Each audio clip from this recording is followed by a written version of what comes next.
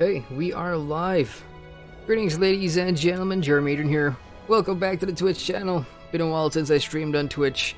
Yes, it took me a while to get here tonight. I told you guys I was going to stream about an hour ago. Unfortunately, internet went down, but now it is back, and I am safe to continue my Lord of the Rings Online leveling on the Legendary Servers, which are the brand new fresh start progression servers that only capped at level 50 in the Shadows of Angmar expansion. I'll talk a little bit about what I've been up to in terms of this character that I re-rolled, because I am going to be putting this over to YouTube once it's done for something for you guys to watch while I start recording my Let's Play series for that AAA game coming out on the 14th. So, first things first, yes, I did re-roll. I started off with a hunter, if you guys remember, from the YouTube stream, and I deleted that hunter, unfortunately, because ended up, I prefer playing my captain. I'm so used to it. And secondly, I did not get that undying title, which is make it to level 20 without dying in the open world. I died in the open world because I pulled too many in Chetwood, of all places. So I restart my captain. He's now level 25, same character name. And I've just hit the Lowlands, which is what I'm going to be doing tonight. Just some casual playing through the Lowlands area. I've just about finished Retaking Weathertop, which has been absolutely a joy to do again because it's been a while since I've done it. And besides that, in the past few days, I mean, I've been taking it slow, doing a whole bunch of crafting and things like that because first of all, there was a crafting boost.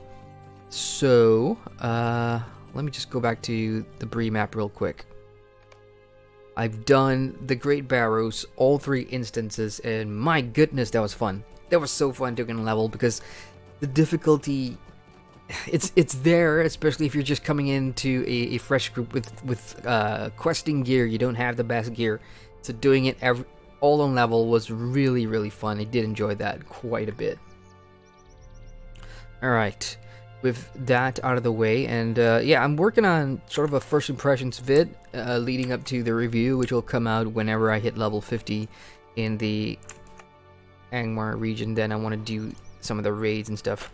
Got myself into a guild as well, which is also pretty nice because from a population, from a community standpoint, most of the guilds in here consist of players from all time zones, because on the live servers you have, you know, segregated people, right? You've got EU on the EU servers, you've got NA on the NA servers, and then those of us that are categorized as the rest of the world, Oceanic, Asia, wherever else, we'll just pick one of those 2 clusters and rock with them. Here on the Anor server, we're all on one of 2 servers, so every kinship, every guild has players from all kinds of regions, so that makes it even better.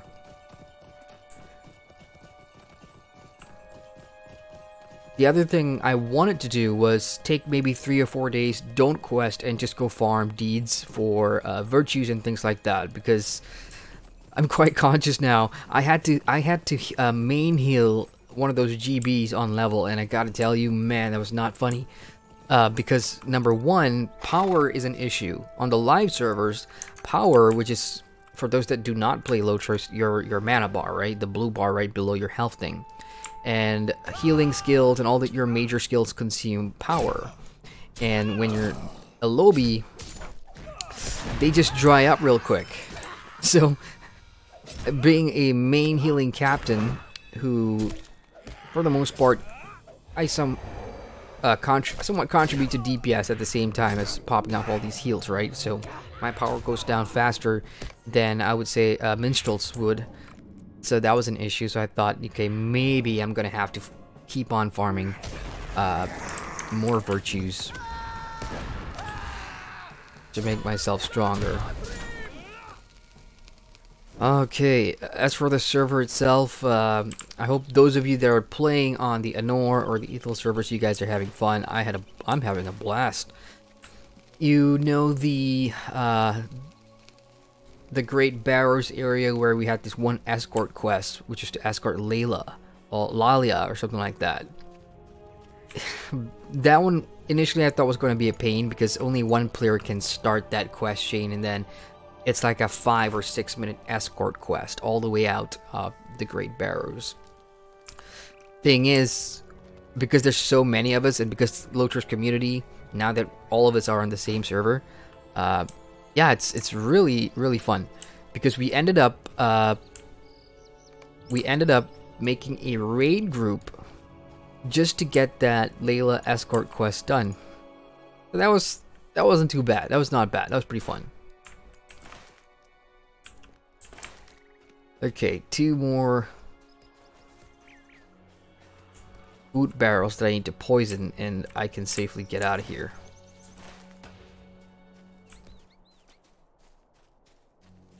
Lonelands used to be my favorite place to quest, simply because of the amount of quests in here. And way back in the day, maybe 8 years ago, 7 years ago, the amount of quests was just nice to get you through until the 26-27 region, and then you can go on and start the North Downs expansion, Westback area, if that's where you want it to go. And then maybe 2013 onwards, that huge amount of quests simply put you over leveled. So I kind of skip, or I just quit the Lonelands halfway and then go quest somewhere else. This time around, it looks like I will be needing all the quests as much as possible, because some of the quests that I'm picking up here, you can see they're in the level 20-ish range, 23 for a couple of these ones.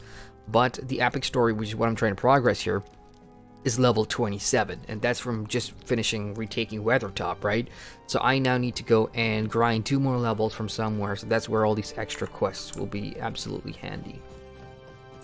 So those 2 are done. I'm gonna go and do the Brother Hunluf and my deputy from the Forsaken Inn, or from the Forsaken Inn quests, which is also a nice time for me to play LOTRO at 10:52 p.m. here in Kuala Lumpur, Malaysia, because not a lot of people are on. I mean, I say that, but if you look at the WHO, there's over 1,000 players on the server right now.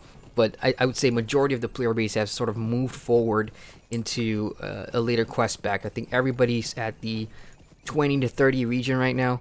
So that means at this time zone for me, gathering oh crap, wolf. Gathering resources on the landscape is super easy, and that's been something that everyone on the server is kind of struggling with, because resources are hard to come by, especially if you are working with ore. So if you're a tinkerer or prospector or metalsmith, armorsmith, weaponsmith, you're going to need all that early copper and iron. And the thing about that is it's really scarce, especially when you're starting out, because everybody is just hanging around that area farming resources. So it took me a while to do that, but because there was a crafting boost weekend, I sort of stopped leveling for a bit and just make sure that I got my crafting up there. So my metalsmith, I've maxed out journeyman and apprentice, and I'm about to start expert. I just need to farm rich iron ore. Ah, look, 3 rings in the top right of the minimap. Excellent day, let's go. More quests simply means more XP. Ooh, checking on chat. We got Ethan Tarver in chat. Hello, Ethan. He says, yo, just started Legendary Server after an 8-year break. Anyone hit 50 yet? Yes.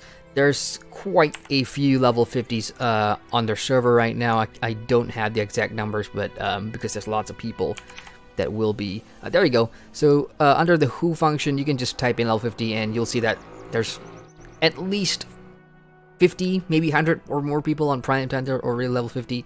In my kinship alone, we do have quite a few level 50s as well.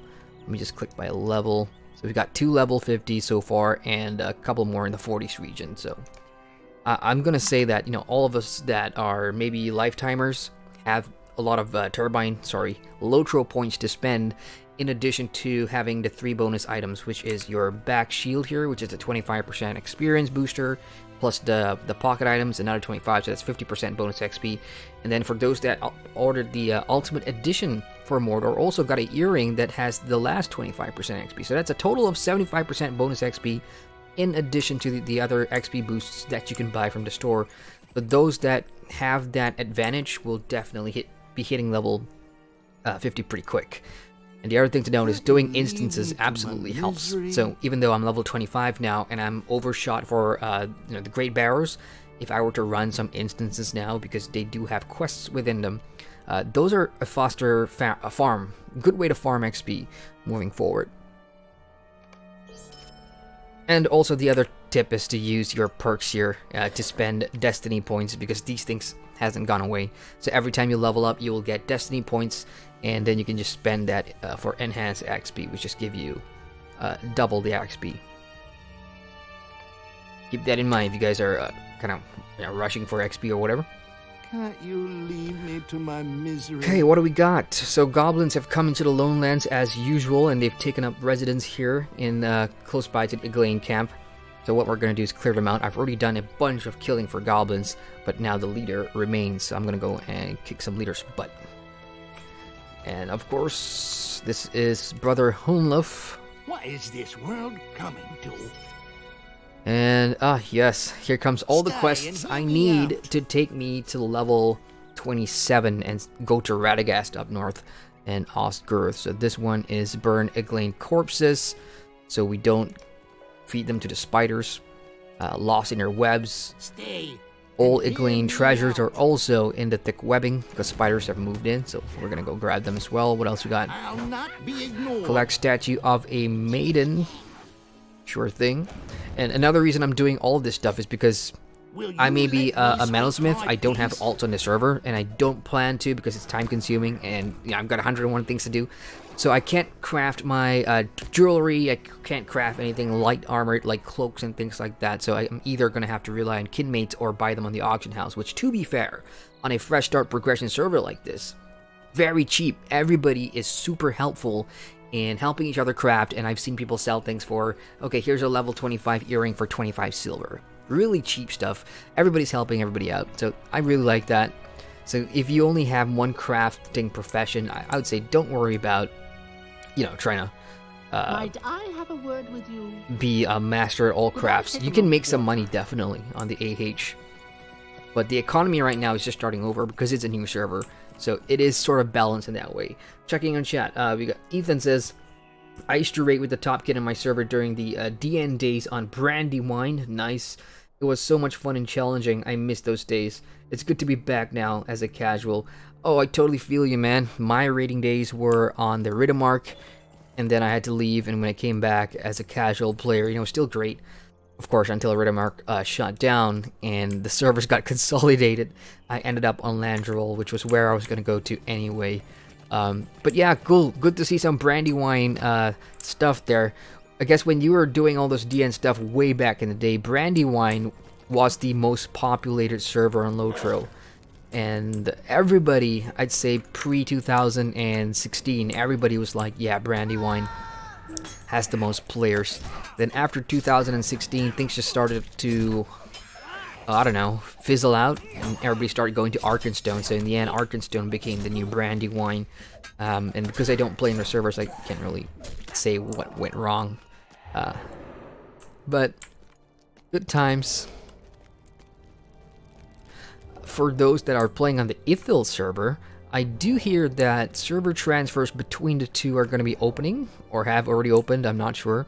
So that means if you wanted, or if you were waiting to transfer over from Anor into Ithil to play with your friends, you can do so for free for a limited time. And of course, vice versa, if you're an Ithil that wanted to play on Anor but can't because there was a huge queue on the opening day or whatever, that's going to change soon.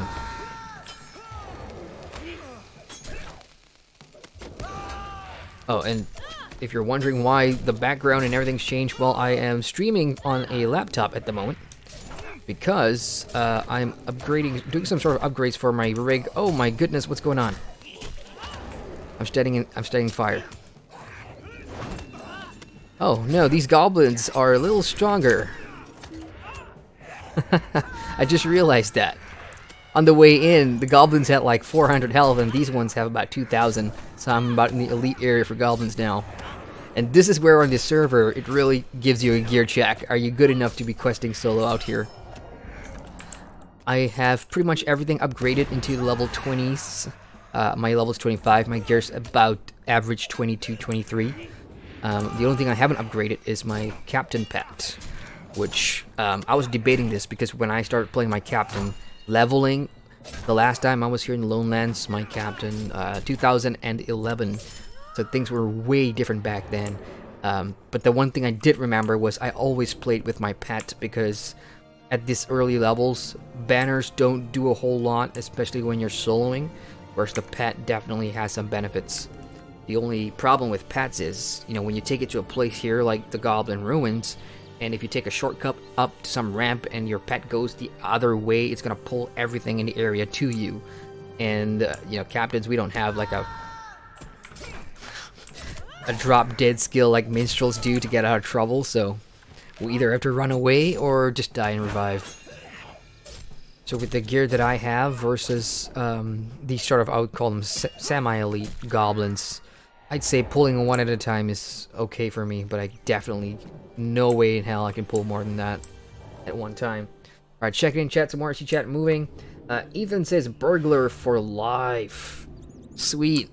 Yeah, I gotta admit, I have not given burglars too much love in my LOTRO playing time. There was a period when I was really active in the moors, and I had I ran with a lot of burglars in PvP that absolutely showed me how fun the class could be when you're playing solo and you like stalking around and scouting around and, you know, coming up from behind for the sneaky kill or things like that. Just like how the wargs would play.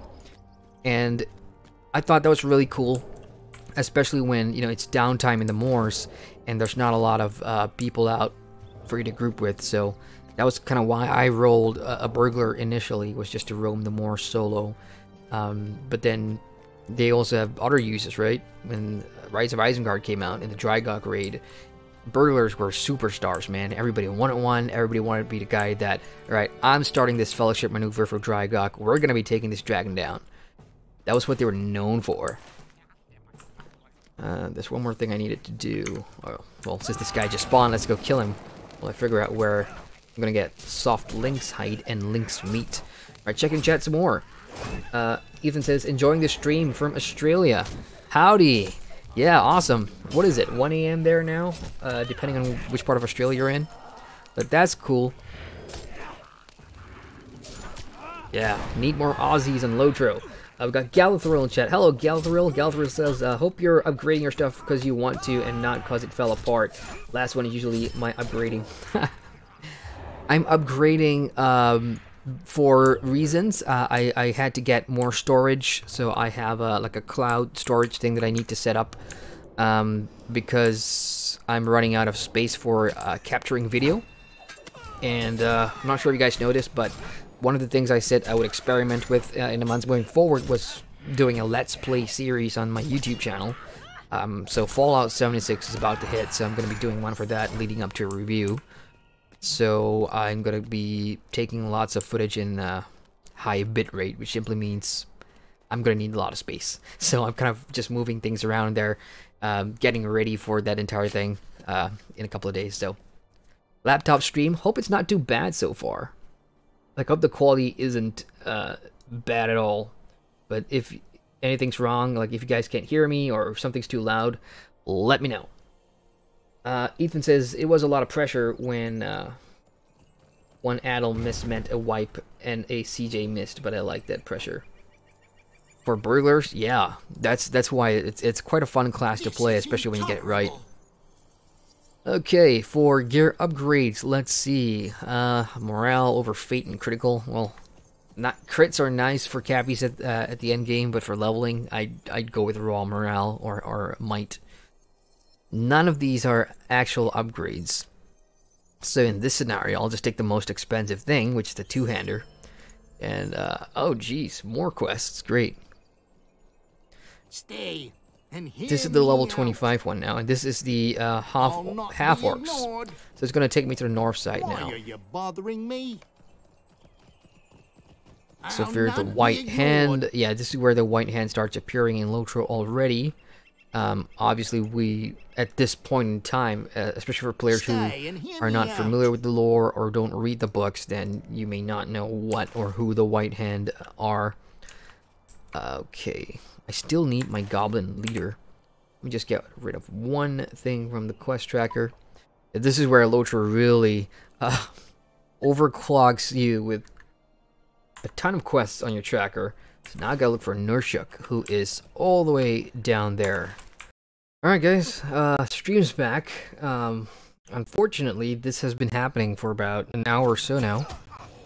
My ISP that I have here in my country is an absolute crap, lousy service that I'm not entirely happy with. Hasn't given me a whole lot of issues in the past 3 or 4 months, but in the last day or so, it's been absolutely acting up. So I don't know if this is going to happen again, but I would bet on it will happen again. So if I do DC again, then I'm probably not going to continue because it's painful to watch. And I did have plans to, you know, port this over to YouTube in one nice video export, but it's going to end up looking like multiple parts in the end. So what a terrible night for this to happen when I want to stream. And what's worrying me is, because of how incompetent this ISP provider of mine is, if the net goes down, it could be sorted in days or weeks. It's just down to how they're feeling. And I'm worried because I now have to go download the other game, and what that person was saying earlier, Ethan was saying that Fallout 76 is live. It's actually live. Bethesda released it early, so that means I have to go download about 58 gigs worth of game now. And I don't even know if I can do it in time. Good lord. But anyway, let's just carry on. Let's see how far we get without DCing again. Yeah, for those of you that hung around, you know, thank you for hanging around, I suppose. I'm just gonna forewarn you now, it may not be an enjoyable experience tonight when my ISP sets the mood like that. Okay, we're getting close to the goblin leader. He's the only one I need before I have to get out of here and kill some half-orcs. You see the bleed there? 119 common damage. Look at my health go down. That's how brutal bleeds are at the moment. Some people are saying that this is a bug that SSG has yet to fix. Other people are saying it's absolutely not a bug. Don't fix it, because it's difficult in a way that if you don't run around with those you know, healing draws, healing potions. Now I'm not talking about morale potions. I'm talking about the ones that cure disease, fear, wound, and what's the other one? Poison. Then you're not doing it right on the server. So it really depends on where you stand on that, but in the early levels I can definitely see it being a big problem, because you're just right out of the tutorial, and if you get a bleed put on you by one of those giant sickle flies, you're not gonna make it. You're definitely not gonna make it. I've seen actually somebody come out of an instance, can't remember what instance it was, and he just died right in front of me because of a bleed. And I asked him, what got you? He was like, a bleed got put on me while I was in the instance, and as soon as I got done with it, I came out and I'm dead. So yeah, we'll wait and see what SSG says about bleeds. For me, I don't mind it because my Cappy has a Muster Courage, which obviously removes bleed. So right now I've got one on me, so Muster Courage and it's gone, and followed by a quick heal. Make sure I replenished in health. So if you manage it quick and you manage it early and you spot the danger early, then yeah, it shouldn't be a problem for you. Checking chat, Gelthrill says, I like listening to you, so it's worth hanging around for you to come back. Oh, thank you very much, Gelthrill. I appreciate that. Well, my ISP can only do so much to make the mood worse, but you know, you guys are absolutely awesome. Thank you. Appreciate that. There was something else I wanted to do. I can't remember. Oh yes, plugins. Now that I know in this area bleeds are going to be a thing, I'm gonna load my plugins real quick. First one is buff bars. Hang on a sec. Plugins, load, buff bars. There we go. That should always... Oh, a burglar just snuck by. I just saw him. Benefits of the burglar. And the other one was plugins, load, Titan bar. Once you've installed all your plugins in a folder, and if you don't set them to load manually, then you can just use the commands to get it back up. So I'm gonna have to be really careful in this area. I'm surrounded by goblins, and this server is not a joke, especially like I said, if you're undergeared. Oh great, and I also have Dread. This is going to be epic. Yeah, look at my health go down. I'm down to half health already. So that leads me to believe it's a combination of a couple of things, that my captain is not exactly ready for any of the what's the other place? Garwin? Yeah, the G8 instance cluster. It seems I'm gonna have to do more work on my virtues to get my tactical mitigation. Is what's going to help you with range attacks, especially from archers and whatnot. Oh, here's another captain that's brave enough to pull a bunch of mobs at level 24.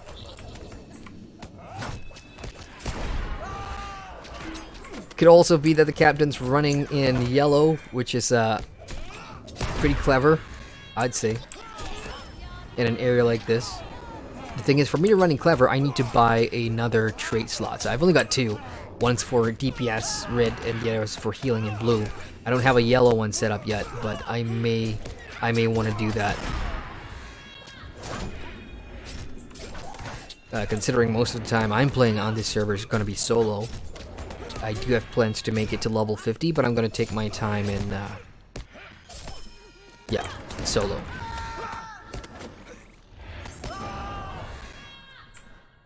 Not bad, not bad. So, make use of the extra person. Let's just piggyback off, what's her name? A Valiant here. Who's a high elf. Ooh, is that? Yeah, that's the one we need. That's Nishrook.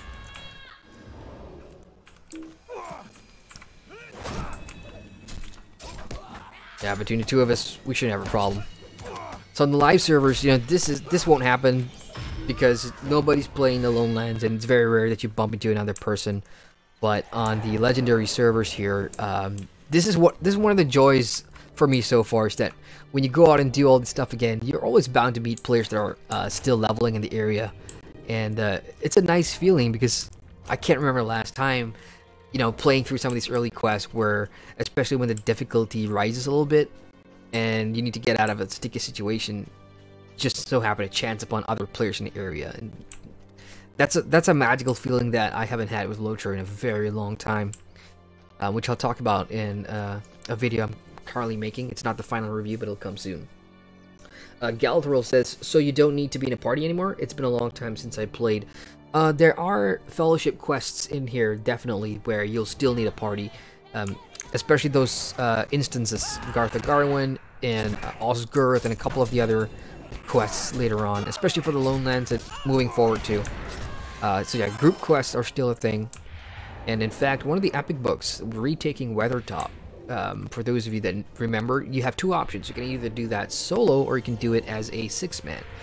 And for the most part, since I've been on this server, all I've seen are people wanting to find a fellowship to do it with the 6-man, which is a really noble thing to do, because it's hard to find 6 people, you know, to run that on the live servers. But here, like I said, everybody is pugging and looking for groups and things like that. So it's nice to see, even though I did mine solo. But yeah. So down here, I'm gonna need treasures as well, and a spider stew. So I just remembered I got a couple more quests in this area before I move on. As for internet, I'm gonna be keeping a close eye on stream connection and all that things, just to make sure if I DC again, I know what I'm looking at. No spiders so far because of the other players around. Good to see a whole bunch of wardens too, because I remember in my first stream I said that, yeah, wardens, especially in the live servers, rare breed in terms of endgame utility and usefulness, but I've been seeing a ton of wardens that are playing in the early levels and moving forward, so that's always nice to see. Underused classes are now back in style. Bergs too.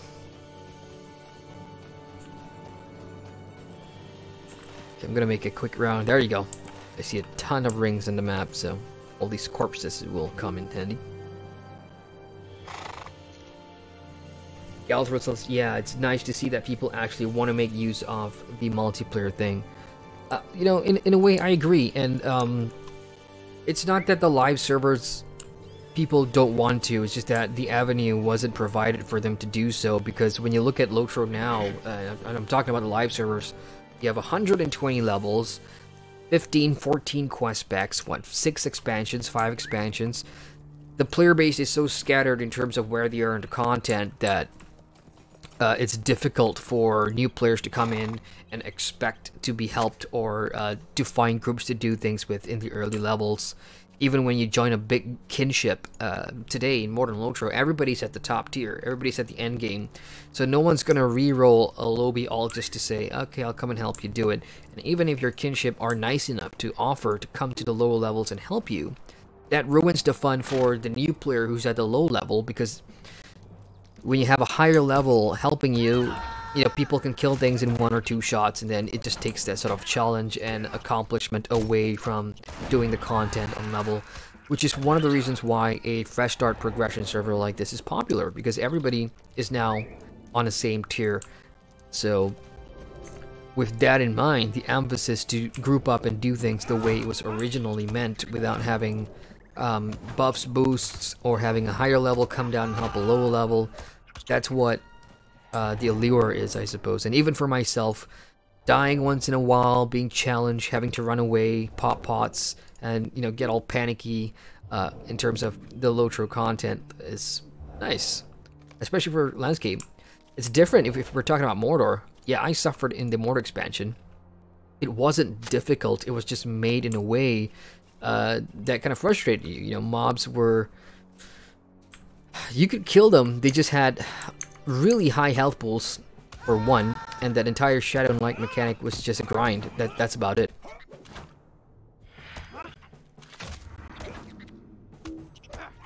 Those 2 spiders there, they can't get out of their own webs, so I'm just gonna ignore them and go look for treasure and everything else that I need. I need 5 more treasures, but I've got a lot more places to search for. And of course kill spiders too, because I do believe killing about 30 or so spiders is going to net me a deed.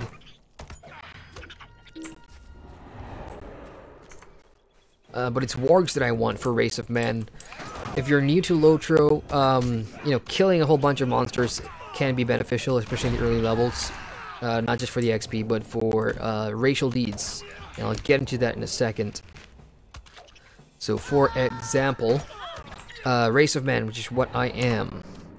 Under the racials, you'll see that I have Enmity of the Wargs, and that simply means kill a bunch of wargs, kill about 50 wargs, and I'll unlock a passive, which is to give me 7+ will. Then you got Enemy of Dead. So where do you check the stuff? It's going to be under your race traits, and the one that can be handy for Race of Men is obviously first and foremost Return to Bree. This is a travel port skill that can take you back to the town of Bree, very handy if you don't have a milestone bound there. And other classes will have different things like that too. This thing used to be huge on the live server. Strength of Morale. This is an instant heal, which has a very long cooldown. Oh, actually, you know what? It used to be an hour cooldown. It's now down to 30 minutes. So they kind of buffed that one. So that's pretty interesting. This one gives you pretty much a full morale heal. Like I have 1006 morale right now, so if I pop this skill, it's between 2,000 to 3,000 morale. So once I hit Angmar, I'm guessing I'm gonna have at least 4,000 or 5,000 morale.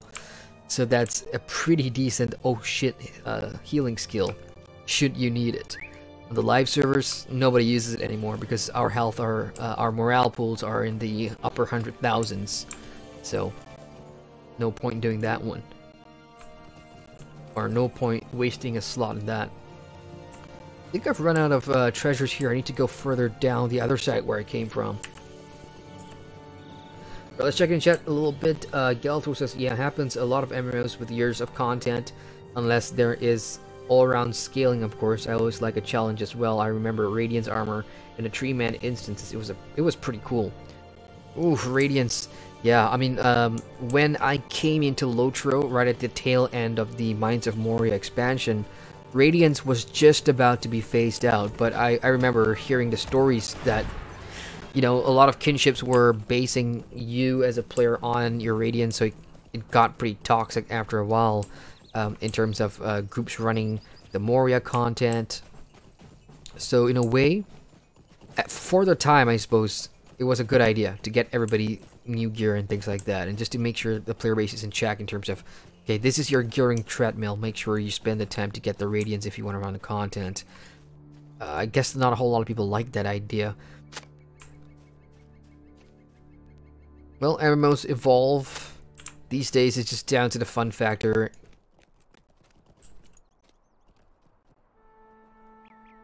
Let's see if they bring back Radiance for whenever the more expansion hits on these legendary servers. We'd either be getting a lot of rage and negative feedback, or there's actually going to be some sort of nostalgia. You know, maybe Radiance could work on the legendary servers. Who knows?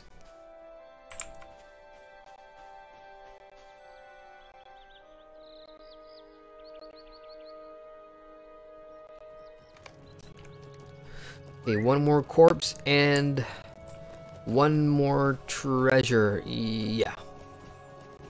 Okay, I got the treasure here. The corpse should be nearby too. I used to remember there used to be like an elite spider in this area, like a real big bad spider. Not sure if it's still here or not. That would be fun, because I don't even know if I can solo any elites in this area with my build.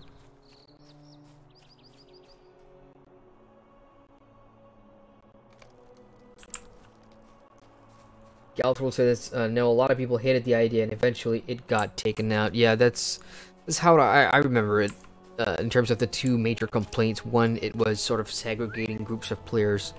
You know, there were people that wanted to run the content without having to be gated by something like that, whereas the other half of the kins were on the more elite side, I should say.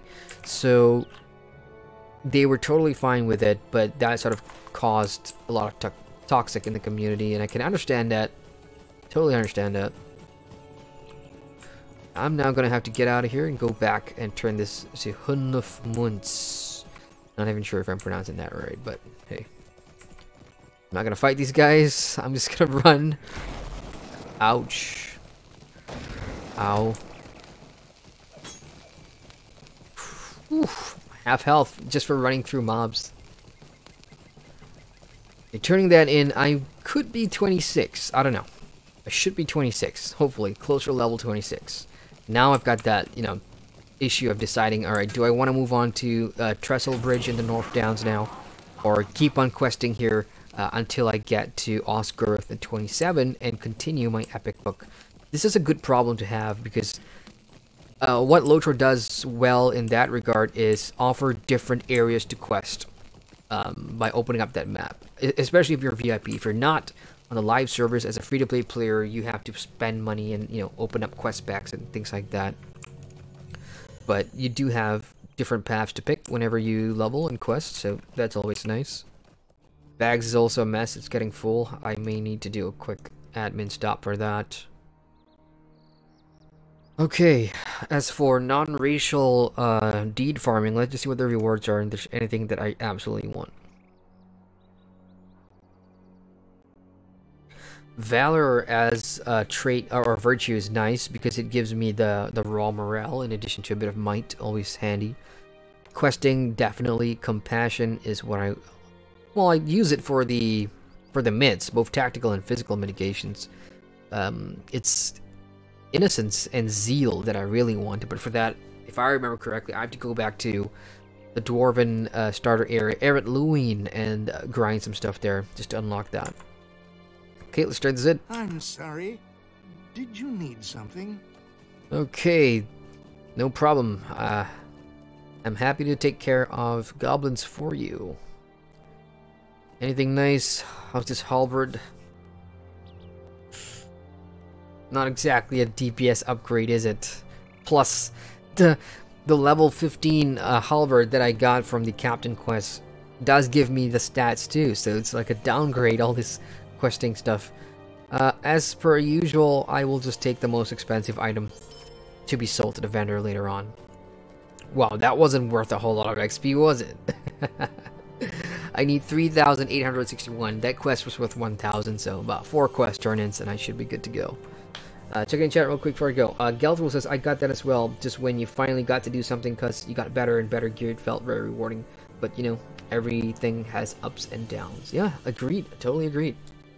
I mean, at the end of the day, finding that balance between the right amount of work you put in based on the time available to you versus what you get rewarded for is, I think, the most important thing for MMOs, especially today, when I'd say, this is a really good picture to put it, I think majority of the player base that started off playing MMOs, when MMOs were popular, were in their teenage years or whatever, and now, 10, 15, 20 years later, we're all grown up with adults and kids, so it's like, MMOs are trying to cater not only to the newer generation, but to the older one as well, you know, and to try and find that balance between not having to make you work as much for half the fun and reward. So that's a really good challenge to have, and I'm sure developers can sort of understand that, because Why are you bothering me?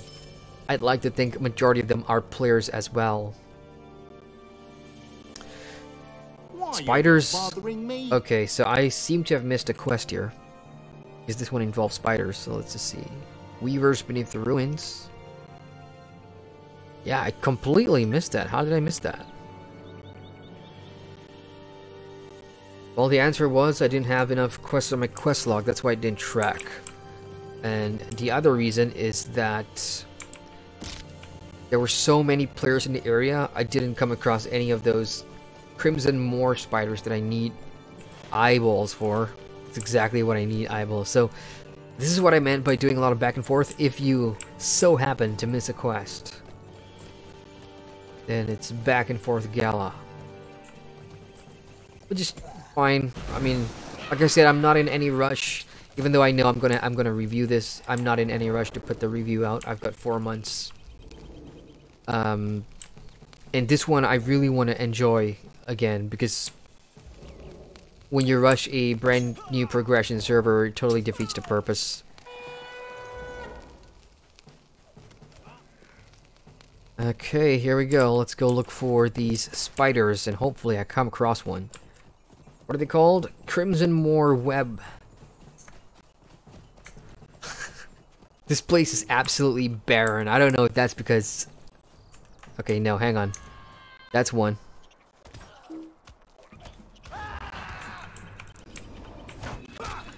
My pet is still stuck back there. I left her to die with the goblins. A much needed sacrifice. There we go. Okay, now. Okay, good. They're all respawning. And look at the freeps just mash in on it. We're so hungry for spiders. So that's another cool thing about this new server, you know. So many people, all these mobs that you need for quest drops, they just go down so fast.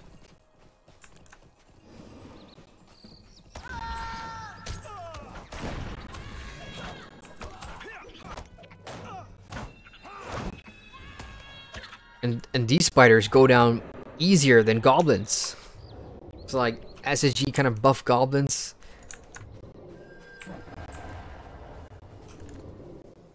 I'm gonna fold this Cappy. Or this Cappy was waiting for me to get on my steed and we ride together. Is that how it works? Yeah? Yeah, see? It's the mutual understanding between captains. Which is why I'm proud to be representing captains. Because we know. Without even needing to say a word in chat, we know. Let's see if this Cappy knows where to find the next spider. Meantime, I'll check it in chat. Gelthul says, I think MMOs are challenging anyhow.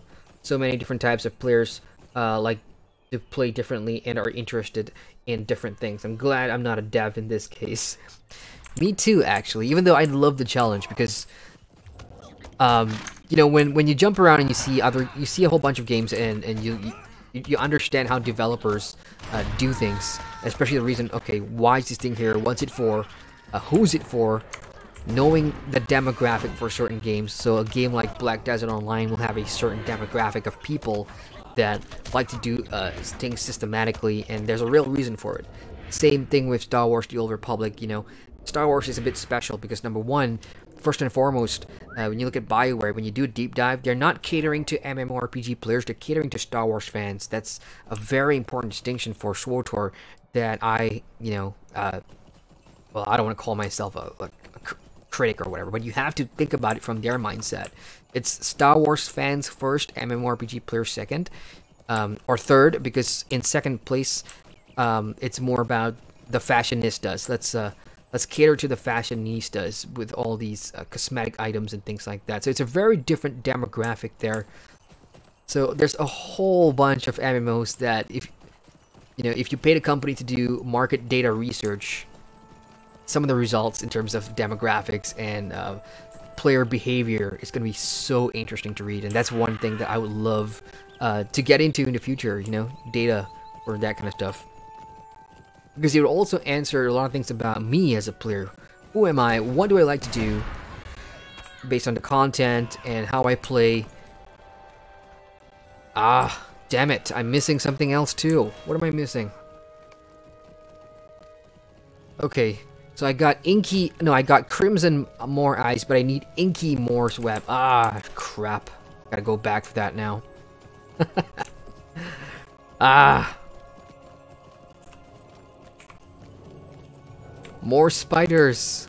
Alright, check your chat. Galthril says, and I can agree with the not rushing thing. I'm usually the same. Just enjoy the ride.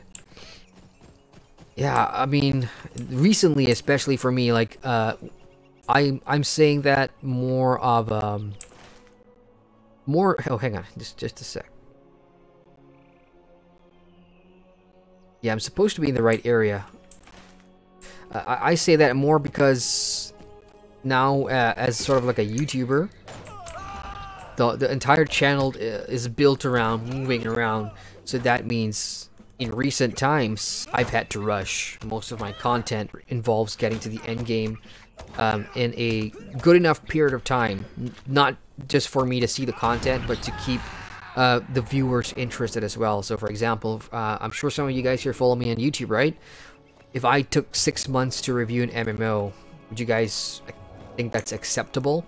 I wouldn't. I think that's too long.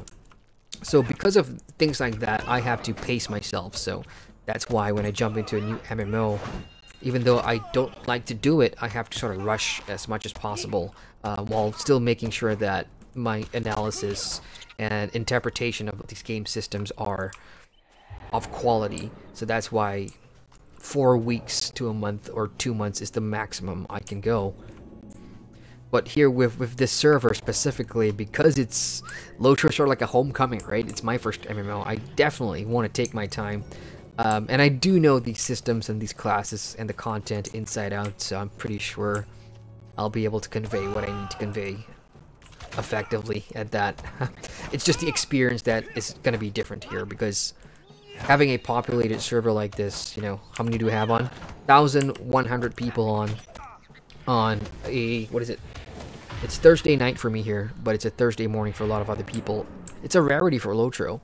So, always... Oh, I got an invite from Erwin. Cool, yeah. So that's, that will happen a lot, which is also nice. The player base understands that more can be accomplished together, even though it was fine without.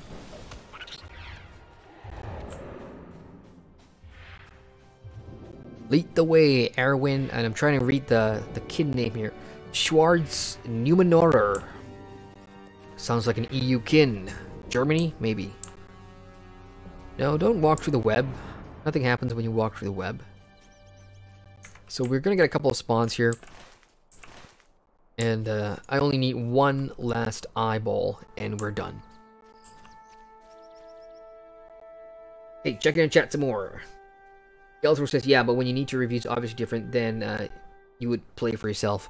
Yeah, absolutely. And most of the time, for me, especially, it's for me, I'm trying to find the balance between reviewing the game and actually playing it for fun. There's been a couple of games that, you know, I started out going for a review. I ended up falling in love with the game, and then I became a long-time player.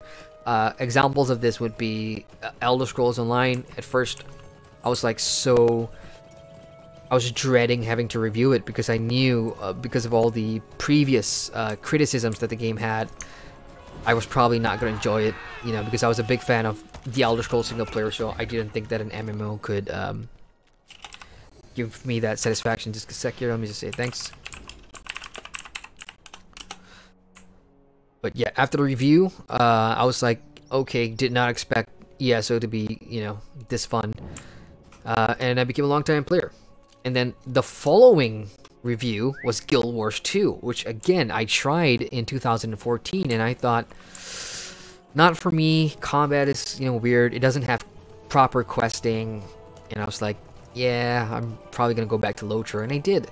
And then I came back for the review, and I ended up, you know, deep diving into the systems and the world and the stories. And I'm like, holy cow, how did I not fall in love with this game the first time around? So things like that do happen, and at the same time, you're trying to stay professional, right? Because, okay, I need to get the review out, but I want to keep playing this game. So then I sort of found a perfect balance between the two. You know, I continue to review MMOs, and at the same time, whenever there's new content coming out for all these old MMOs that I've reviewed and fallen in love with, then I go back and make videos about them. So that's how the channel's been operating for a while now. The last one this happened to was World of Warcraft, obviously, and that's sort of different, in a different mold than ESO and Guild Wars 2, because with the first two, they're buy to play. Guild Wars 2 is free to play, obviously, and World of Warcraft is a subscription game. So I'll be waiting for the next major update for World of Warcraft, which is 8.1, Tides of Vengeance, I think it's called, and then I'll be back there. Alright, let's turn this in. Finally, we got rid of the spiders, and now we can move on to the other side. Tell me what you need or move along. Proven to be a great friend. Of course. We face danger greater than orcs. Oh, don't need to tell me, I know what's coming. I'm not sure how I managed to pull this goblin from God knows where, but... Alright, let's kill him off while I decide what gear I need. Yeah, so none of these are upgrades, obviously, and the two-hander is definitely not better than my halberd, so again, I'm just going to pick the two-hander and sell that off later. Ah, yes, ding! Level 26, just what I wanted. The last quest. So that means I believe I can actually go and start my Book 2, Chapter 7, which is go talk to Radagast, and start the Osgrove chain leading into the Garthagarwin sequence of instances. And I would love to do that, and hopefully I can stream off some instance running over the weekend or something. So I'm just gonna go and finish up the half-orc quests tonight, since internet's not being a pain. Let me just go ahead and pick all those up. So half-breed thieves, better blankets, righteous recovery. I can only fit 5, so yeah, I guess it works. I've also got, hang on. Yeah, that's way up there. That's in half-orc territory, so let's go.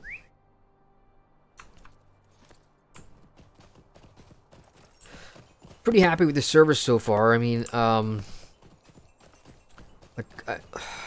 couple of things that we talked about already at the start of stream. First of all, population. Second of all, you know, things like the economy, the community, and just the overall buzz and excitement really helps. The technical issues are still there. Now, even though, because the server is level 50, and for the amount of players on it, when you look at things like skirmish stats and history, all that data isn't being loaded. So loading times for your character, when you load in, it's way quicker than it is on the live servers. I'm not sure if you guys actually noticed that, but that is a definite performance increase. But everything else, like for me, I still get issues for disconnects, and I don't know if that's because of my ISP or because of where am I in the world, but whenever I move between zones, I'll be stuck in position, and I'd see other people on their horses just galloping in position. That simply means, okay, I'm about to DC. So that's been happening a lot, which didn't used to happen on the live servers at all. Oh, okay, we got a quest dropping here. What is this? First glance, it looks like a piece of worthless jewelry, but it has an Eglain inscription, so I'm gonna have to deliver this to the rightful owner. Cool. As if I don't already have enough quests on my quest log, I'll just pick up a few more. And of course, yeah, I need to refresh my happy pet. Every time you ding a level, your pet becomes out-leveled. So you have to dismiss it and resummon it to the correct level. There we go, little Blade Brother, and we're good to go. So, yeah, let's just go straight to the boss. I'm sure there's a ton of half-orcs around.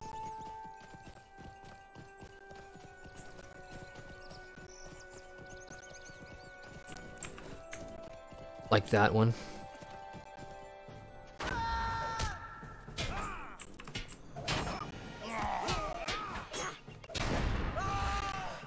Oh, okay, so I got a new skill here for level 26, and this is Call to Arms, Archer, right. So the Archer, it's just a skill for you to, for captains that is. Now instead of having a sort of like a banner man or a shield maiden that does melee damage, your Archer can shoot things from far. Very handy. I primarily use Archers way back in the day for PvMP mostly, because your Archer does have a different set of skills compared to your usual companions. For example, they have a slow, so in the Moors PvMP that's absolutely helpful, especially if you're trying to catch a warg or stalker as they're known there, or a cowardly black arrow. And yes, I've played against many cowardly black arrows. They like to run, so having your Archer slow them down so that you can run in for the kill is one of my favorite things to do in the Moors. But most of the time I run without a pet. Right, so what we're killing here is the lynx, which is what we need for fur and meat as well. Good to see lore masters too. What steed is that? Like, that looks familiar. I just can't put my memory, can't remember where I've seen that steed before. Crows. No, I don't need crows. Uh-oh. Alright, you see that? That's what I mean by running in position, and that simply means I'm about to DC, or that is the border between the areas changing zones. So that means if I cross that zone, I'm gonna DC. So that's some of the issues I've been having with this server. I've actually spoken to SSG, the support team, about it, but they don't know how to solve that issue. So you guys see that, right? Player just running in position. Let me just see why. Because that's the border. Oh boy. Yeah, so I'm not going to go there. I'm going to stick within the boundaries here of this area to make sure that we don't DC. But I'm pretty sure, because I'm going to have to go back to the Forsaken Inn to turn in some quests, I'm pretty sure I'm going to pass that soon enough. So if I don't have one DC tonight, I'll be shocked. But when I rerolled my captain, I had about 10 DCs a day. Because for those of you that, you know, have level on the server, you know that between the Comb quest sending you to Chetwood, there's about maybe 10 or so quests that makes you go back and forth between Comb and Chetwood. And that in itself is one border. So every time I cross that, I DC. So you can just imagine the amount of times I had to shut down the game and log in again and come back just to get that done. Okay, 2 brutes here. I'm pretty sure I can take them on, so let's go and get rid of them. This was pretty fun for me too back in the day when I first started playing LOTRO and my knowledge of the world wasn't that great. Half-orc, what on earth was a half-orc? I was very intrigued by this. Because at the time you sort of knew that what's the right term here? Crossbreeding was a thing in Middle-earth. Elrond, half-elven. He's half-human, half-elf. So that was pretty interesting. But half-orc? I mean, gross. And they do look kind of funky too. I mean, really funky. If LOTRO ever gets an updated model or graphics for the game, I can't wait to see what an updated half-orc face would look like. Okay, checking in chat before I move on here. Galithoril says, yeah, but when you need to... Yeah, I read that already. Galithoril says, strange issue. Yeah, it is a strange issue, which is kind of why SSG sort of replied saying they don't know what it is. For me, it's down to a couple of things. First of all, my ISP. And I've double-checked with them. They don't know that sort of issue. So the next best thing for me to troubleshoot on the support forum, I got some feedback that I had to do this thing called port forwarding. Now, for those of you that play LOTRO and use a modem and a router, then you guys will know what port forwarding is. It's simply to open up your ports to access LOTRO server properly, and that I believe is port 80, and then your UDP is 9000 to 9100. Don't ask me how I managed to remember that, but I do because I spent hours trying to get it fixed for this issue. So I did port forwarding, and that didn't work for me too. I changed from the Steam version to the normal website launcher. That didn't work as well, so... It's a sorry day. Right, so out of relics, I'm gonna go and try and take on the boss. So this is gonna be a challenge. That boss, if I remember correctly, we're gonna go kill that half-orc boss, and that dude will spawn about 4 minions, and if I can't take them all, that means I'm not ready to move on. I need better gear. And at level 26, I should be looking at crafting some proper tier 3 expert, that is, armor for my captain. So I'm at tier 3, but as you can see, I haven't done a lot of crafting, and I don't have 26 armor, but 25 is some of the best ones I can get. So defender's armor is a definite upgrade in some ways. I do get that extra armor in addition to the power stat as well, and this is just a normal edition. If I max out this tier and open up the critical, the chance to craft critical superior crafted items, that means, so I can craft purples, then yeah, I'd have a better chance, I think. The other option is to visit the auction house and just buy gear. How much gold do I have? 1 gold. And even with 1 gold on this server, like yeah, some of my kinmates were talking about it. The first time they got 2 gold, they were like, yeah, I feel rich. And then when you realize, okay, you need to buy a house, so that means you gotta take away 1 gold. In addition to, a lot of us were rushing to finish up our crafting tiers before the bonus crafting weekend boost went away. So we spent a lot of gold, you know, buying materials off the auction house. And I gotta tell you, people really do spend hours and hours farming raw materials, farming ore, farming all the good stuff, especially copper ore in the early levels here on the Anor server is brutal.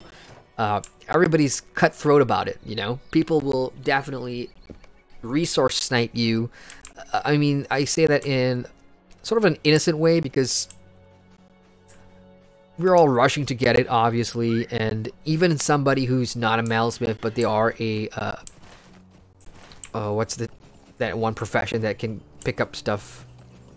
I forgot already, but yeah, everybody's just out there picking stuff up, and I don't blame folks really, because like I said, it's really scarce, especially in prime time. If you're out there trying to farm resources, good luck. Like for me, my prime time is about now, when everybody in the West is either having breakfast or still in bed. So this is the absolute best time for me to be farming materials, which I should probably do. I should probably get started on getting my iron ore, or my rich iron ore collection, because I've already joined the crafting guild. For those that remember what the crafting guilds are, where in order to get past the expert tier into the artisan tier, you have to do like a series of tests or something like that, plus craft all your emblems, which, oh crap, my bag is filling up. This one, yeah, there we go, the Metalsmiths Guild. So I've got to do that reputation grind all over again, which in a way is fun, because on the live servers now, you know, when you get up to Mordor or whatever, I haven't found a reason to craft. I haven't found a reason to play around with crafting anymore.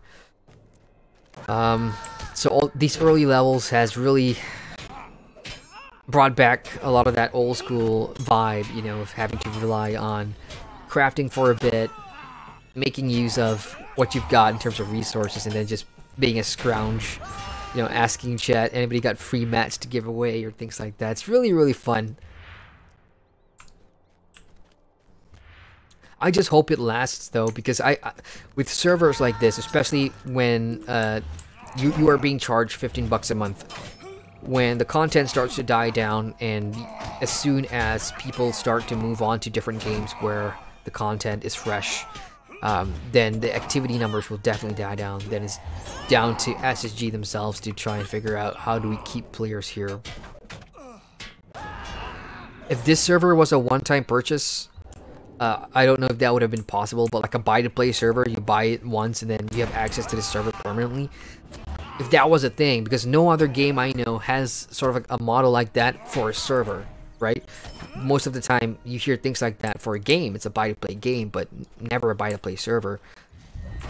Alright, so this minstrel knew I was here, and this is what you call making most of the situation. So between the two of us, I'm sure we can get this done, and he's dead. That wasn't me. I didn't do crap. I was just AoEing that minstrel is OP. Minstrels are OP. Roll a minstrel. Minstrels are great. Everybody definitely wants a minstrel for heals, for Runekeeper for heals. Even captains. I was healing a GB, main healing a GB over the weekend, which was absolutely brilliant. I love doing that. Oh well. I'll let you take the crate, you give me the chest. It's only fair. Yes, 5 chunks of iron ore. Thank you. That's another thing with some of the systems in here for questing, like especially for objects that you need to pick up for, you know, quest progression. In some areas, I noticed SSG updated it so that if you click on it, it's not going to disappear, so the next person behind you can click on it, or 2 people can click on it at once. And then in some areas, like what just happened here, the crates go missing once it's clicked on. So where possible, I would love to see them update sort of the things like that, you know, just to make it more, I suppose, user friendly. I've got no problems grouping up for things that are group quest required, I suppose, in terms of killing elite mobs or whatever. But for arbitrary quests like this, I see no problem in making them persistent so they don't disappear like that. Thankfully though, the respawn times for these crates are pretty quick, so I'm gonna have to be a jerk and just rush one the next time it comes up. Okay, so I guess while I wait, I'll check in chat. Galathul says EU will be on soon, unless that's separate servers. No, we're on the same server. Unfortunately, there's no EU servers for the Legendary Worlds, which is kind of a shame. But I suppose there's a reason why SSG does things. Their servers are located in Boston, and remember they had to stop Codemasters used to be the folks running the servers over there in the EU, and then they're kind of gone, right? So all that migration and stuff. I mean, I've been playing from Southeast Asia, connecting to the North America servers for about 8 years now, and it's doable for me. So if you're an EU player and you're kind of lamenting the fact that there's no EU server, I wouldn't worry about ping too much. I think you guys will still be okay. But it's cool though, having both EU and NA on the same server simply means that, especially for me, that someone in between, I'm in Southeast Asia, right? I get to see the best of both worlds. So in the morning for me, I get to play with my American friends, and in the evenings for me, I get to play with my EU friends and everybody in between. So that's one of the benefits of having a server like this, ping aside, is that you get absolutely the best of both worlds. I've already seen one of the biggest kins in EU come over here from the Eldar server, I think it was, and a whole bunch of the popular kids on Landy, like the Lonely Mountain Band, for example. I don't know any big Arkenstone kins, unfortunately, so I can't name them, but they're all here on the same server, which is always nice.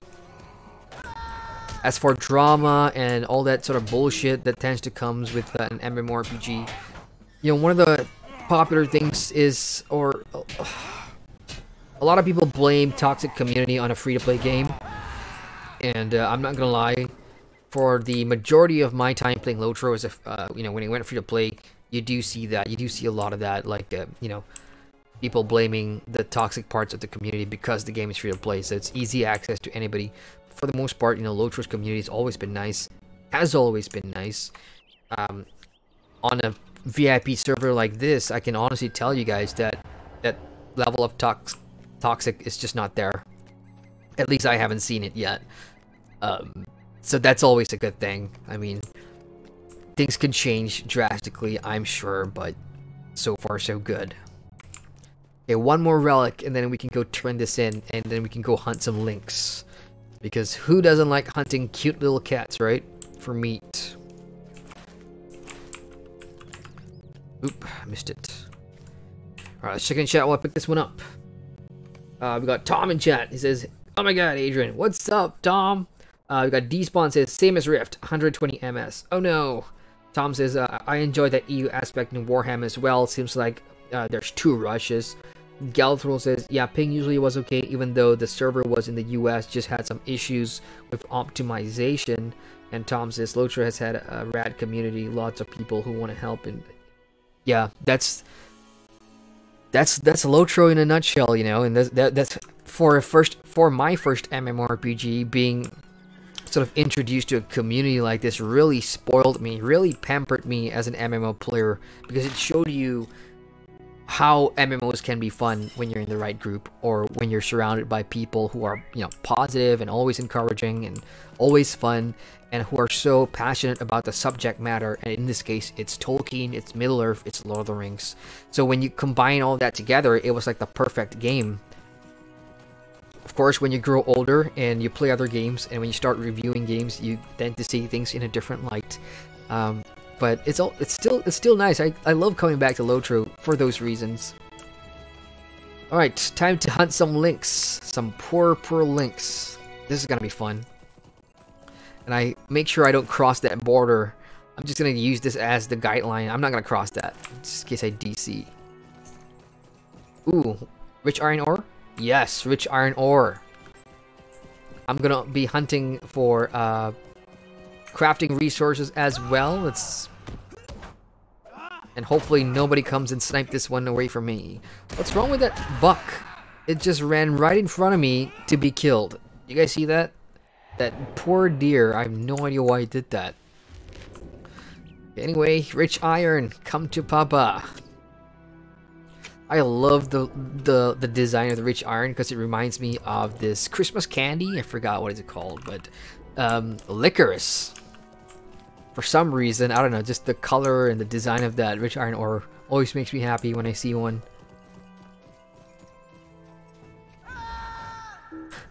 How's my bag space looking? I've got 1 slot free.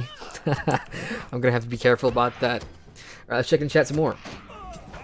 Tom says, have you ever had any interest in a game like Pillars of Eternity? Yeah, I've played Pillars of Eternity, dude. I've also played Tyranny and a couple of other games from Obsidian in the last couple of years.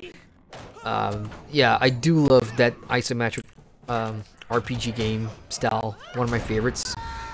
And even recently, like, I've been keeping my eyes on the new Witcher game, Thronebreaker, I think it's called. That's something to check out because it's been getting some pretty good reviews for a game that is set in the world of Witcher, so I'm interested in that. I've been playing this game called Shadows Awakening as well for work. I've been doing that for a work review, and I'm pretty impressed. All I heard about Shadows Awakening was it's going to be a Diablo clone, but the mechanics have been pretty fun so far, so yeah. Ooh, GA Fortress, 3 out of 6, heals and DPS. Good to see people running GA again. I don't think I'm ready for it, but if they actually put the level requirement there, I may actually put an X in chat and join them. So at least I can show off some instance running on stream tonight.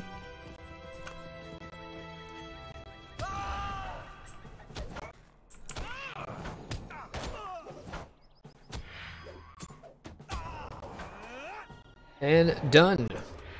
This was rather enjoyable because, you know, it's not like you're killing 15 to get 8 hides. I killed 8 and I got 8. So I'm looking at my quest log here. Most of them have the tick except this one. Defeat Luz in the northeast. Alright, so I've missed one quest. So I'm going to turn in all the quests that I have and then go backtrack and get that one done. Way back in the day, I would call myself sort of like the quest completionist. If I missed a few quests, I get really upset and I sort of backtrack and make sure I got everything done before I move forward to the next zone. Because, you know, in those days when I started playing, I didn't know if I'd have time to come back and finish things, so I wanted to get it done then and there, so I don't have to come back. These days when you're older, look, I've still got Bree quests. Like, I've got a crap ton of Bree quests that I haven't done, because, you know, I was getting quite a bunch of XP. So I'm like, it's okay if I don't do them this time around. I'm good. I've done them in the live version. I'm just gonna do what I think I need for the XP moving forward. And at the same time, in the back of my head, I know that there are areas and quests that are fun to see again, fun to do again, nostalgia trips. And at the same time, I also know the quest and the places that are pain in the butt, and I definitely don't want to do that again. So it helps knowing what to avoid and what to go back to. Like, a lot of people say just avoid the lone lands in the higher areas, which is here, the Talathgan areas, because it's just full of, you know, arbitrary quests. But I do like the storyline up there because of the Red Maid and Radagast and, you know, things like that. So I'm probably going to go do that before heading to the North Downs. First things first, which one of you is the shopkeeper? I know one of you has a shop. Oh no, none of you have a shop. I'm screwed. So I'm gonna have to get rid of things here. Alright, ale. Let's just drink the ale and get drunk real quick. I need backspace here. Let's see if 5 cups of ale gets my screen all blurry. I do have the buff on me. You are quite merry, but nothing's happening yet. Let's turn these in. Huh, how rude! Any of you upgrades? No. Are you an upgrade? No. Which is the most expensive? You. Let's take you. Might I speak with you a moment? Ah, he's not done. Defeat wargs in 9 Enid. Okay. So we're gonna have to go to Ossiren or Ossirn. Oh gosh. Yeah, my pronunciation with Middle-earth things are not exactly great, but I try. Where is that? Ostsirn. Can't find it in the map, but okay, I'll pick it up. XP's XP, right? Better blankets. Upgrade? No. Bracelet upgrade? No. Warden shield does nothing for me, but it's probably going to be the most expensive. 235, 27. Nope, the boots are. Okay, so I just got something. What was that? Deed bestowed because... I've hit the quest requirement. There we go. So I've unlocked compassion. So now, I probably can slot that in because I've unlocked it now, and I just have to mix and match things around. I do like having tactical mitigation, though. It does kind of help. So this one's going to give me 84 Fizz Mit, 29 Tac Mit, and this one is 51 Tac Mit. If I don't need the combat power regen for non-combat, so I'm just going to drag that one out, drag this one in, and we'll see how that works out. Okay, let's turn in the rest, but I need to destroy something in my bag.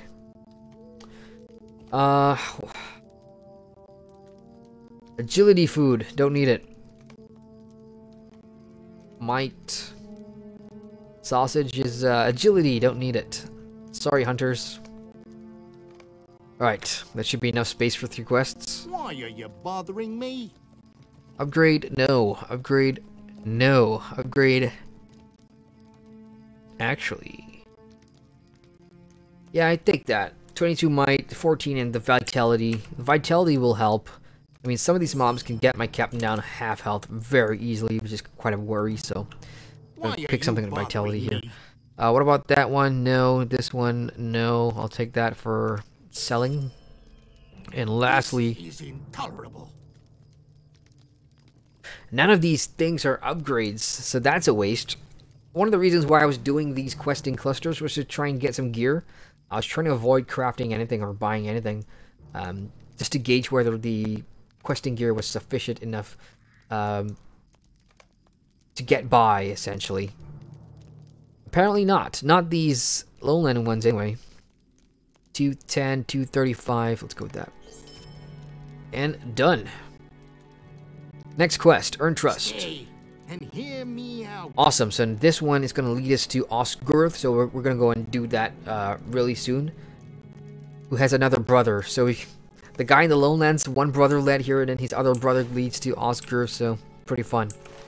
Let's now go back and pick up those Forsaken and stuff to turn in, so we can properly head back.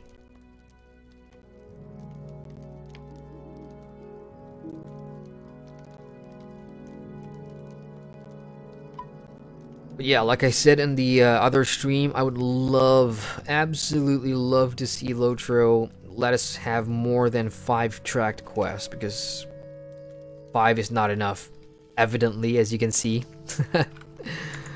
We can have anything from like 20 active quests at one time, and having just 5 on your quest tracker is like quite the pain. Alright, so while I run back or ride back, I'm going to be checking chat. Tom says, I'm kind of dying to try a 2D CRPG game, just get some variety. Yeah, the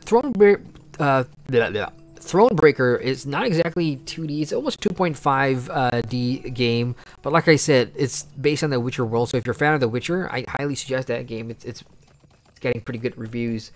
Galthrul says, I am a completionist too, always need to do everything, including that achievement for the Undying. Yeah, for those of you just joining the stream and you guys have watched the my first stream on YouTube for the Legendary Server, you're probably wondering what happened to that hunter. That hunter died at level 14 in Chetwood because I pulled too many bandits, 1. And 2, I thought I could get away with it because there are other players around. Unfortunately, I pulled them at the wrong time where I guess nobody turned to look and see a poor hunter that in need of help. So I died, and I just couldn't accept that. So I'm like, okay, screw it. I'm bringing the Cappy. I know the Cappy inside out. I live and breathe captains, so no brainer. This is always going to be a choice. Deep down, I think I knew that I was going to restart anyway, so. Illusion Volifor. It's a nice kin name. Illusion Flame of Anor. That's a great name because the server's called Anor, right? So there's a lot of kinship names that are good plays on the server. What about this one? From Brazil. Hello, Brazil. Not the most original of names, but hey, Brazilian players even. That's good. That's good to know, you know. All over the world. Love it. Okay, let's make it happen to read out some kin names here. Vanderveen Nebel Geiberich.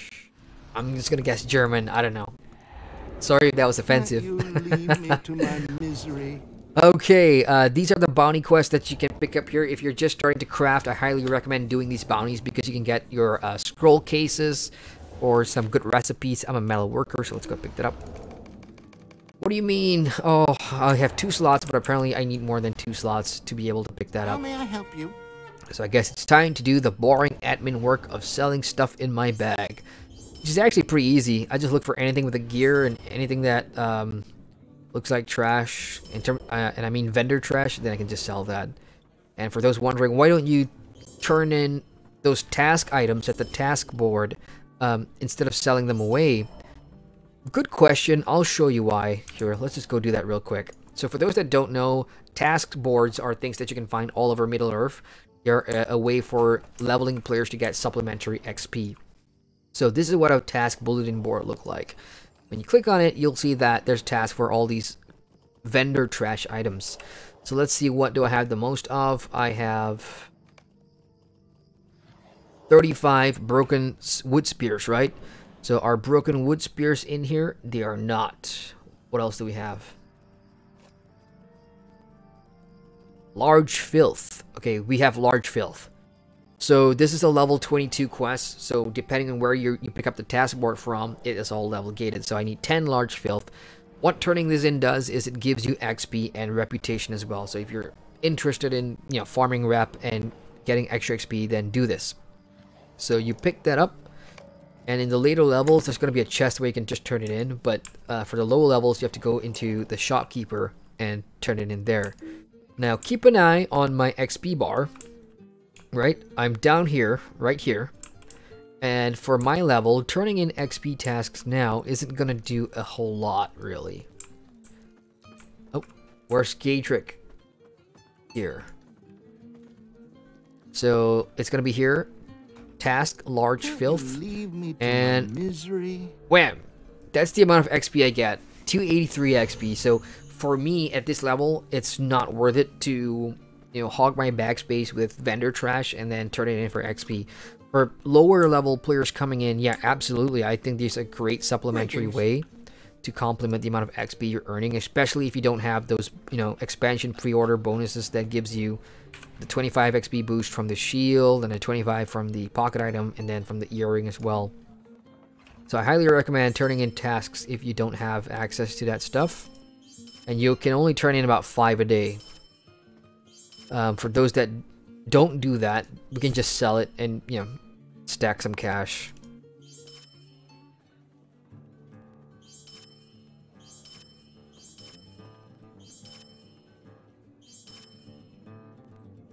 As for all the other crafting materials in my bag, I hold on to them because I do plan to put them on the auction house or give them to guild and kiddies who need them. Recipe scrolls are selling pretty hot right now in the AH. I've got a bunch too. Okay, that should be enough for me to turn everything in. I'm happy to continue. Let's go. So goblin scabbards. Let's go and pick up that metalsmith scroll. Let's open that, please. Let it be something good. Forge crafted gloves, already known. Gah, damn it. The good news is it's not bind on acquire, and I can sell this on the AH, which I'm hoping will make some decent money. I'll hang on to that. And these bounties are daily repeatable, so if you're looking for new crafting recipes, this is a good place to come and do some. In later levels, you will come across more NPCs that offer this too. Here's another one that offers the exact same thing. So let's go ahead and pick one up and see what we get. Something new, please. Yes, forge crafted boots, agility and maximum power, and that's just a preview because with LOTRO, when you go under the crafting output, so let's just see what we unlock there. Forge crafted boots, where are ye? Right here. So this is where you change the output. So instead of agility, I now have vitality and might. Is this an upgrade? From a stats perspective, yes it is, but the armor isn't that great. It's only level 22. So if you were lucky to pick this up early on, then great. And also, if you have a sapphire shard and you have these things, then you can totally make the credit version, or the teal version as it's known. And look at that. That's some sweet looking stats. You get the vitality, the might, and the power too, which is going to be great if you're, especially if you're a captain like me, trying to main heal all these instances. Then yeah, you're definitely going to need some power. Because unlike the live version, man, power sucks. You get your power sucked dry so fast on this server. Okay, let's go ahead and pick up some more stuff. Which is more expensive to sell. That one, let's go. Bounty again? Yep. Anything else? I guess that is it. Yeah, so it's time to go get some wargs and head on to Ostgoroth. And then there's a bunch more things to here. Stocky folk from the west. Goblin Packmaster. That's level 23. I don't think I want to do that now, because the XP gains that I get in return is not going to be great. So I'm just going to skip that one and earn trust. So, let's go. So far, so good. I got a positive energy about being back here in the Lone Lands, because on the live servers, when you have like 13, 14 different alts and you come back here, you know, you always got, I'm back here again. This time it's different. And I think if you talk to any other player on the Anor server, they'll say the same thing. Like, yeah, we've been here before, we've done this 1,000 times, but this time is different, and it's a hard thing to try and quantify what does that mean. But it's the same thing as playing any other games as private servers, fresh start servers, classic servers for the first time. You do get that positive energy, which again I am very skeptical about it lasting. So fingers crossed it does continue this positive vibe about this server. Let's check in and chat some more. Where did we last stop? Gelthru says, "Aw, the poor hunter." I know. Someday I will have a level cap hunter. I don't know when that would be, but someday I'll get one. Tom Chat says, "Hi, I love your companion's name, Wigga." Yes, Wigga's not on this server. I don't think she plans on playing LOTRO anymore. That is. Wait, I think sometime last year, I sort of got her to play Guild Wars 2, and she hasn't stopped playing Guild Wars 2. So that's where I usually bump into Wigga these days. I mean, we did play together for update 23, where dragons dwell. And we did do some of the new instances and stuff together, but I don't think she's coming back. So I had fun with her the other day on Twitter. I asked her if her name is she on the server, and she was like, "Why?" And when somebody just asks you that randomly, you sort of worry, right? Like, oh, did somebody take my character's name? And things like that. And then I took a screenshot of my companion's name being Wigga, and I'm like, yep, you're on the server. So that was pretty funny. Okay, so I'm expecting to run across some wargs anytime soon. Let's go, wargies. And hopefully... Oh, rich iron ore. No! No, Marcus, no! No! No! Too late. Ah, well. There's gonna be more ore in the area anyway, so it's not a big deal. But like I said, I think between 4 hours ago to like right now is the best time to be farming materials on the Anor server, simply because it's not prime time yet for US and EU, I think. Oh goodness me. I have a bunch of crap put on me. Go and kill this half-orc. Deep Wound is the one I'm really afraid of. Look at my health go down because of the bleed. And because my muster courage is on cooldown. Okay, here we go. Let's fire that off. There we go. So as a captain, if you're playing the captain for the first time, muster courage. Get used to the name of that skill and fire it off. Keep on fire. Even if you're in an instance. And a good tip is to make sure that you have, I would say, conditions on your party members turned on, so you can actually see which of your fellowship members have a fear, or a dot, or a poison. And whenever you see that, hit your muster courage. Make it a good habit. Make it a habit every time. And that is another good habit to have. Always hit your words of courage when you have a battle defeat event. You will definitely see that pop-up happen. Just fire it off. Make it muscle memory, because later on in the end game, and maybe in PvP whenever it comes, it's going to be super handy. You will be a highly effective captain. Okay, 7 more wargs. And the good thing about... I don't mind doing this hunting warg quest, because as I learned back in the day, you will get a crap ton of hides. And hides obviously are needed by tailors to make medium and light armor equipment.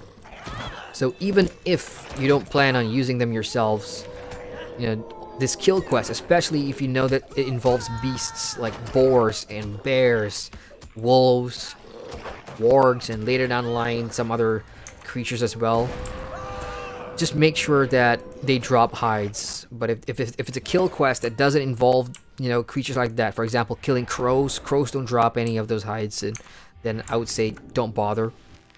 But if you absolutely have to do kill quests, make sure they do drop these crafting materials, especially on Anor now, where everybody, like I said, is fresh and farming for materials. It's a good time to be farming that stuff.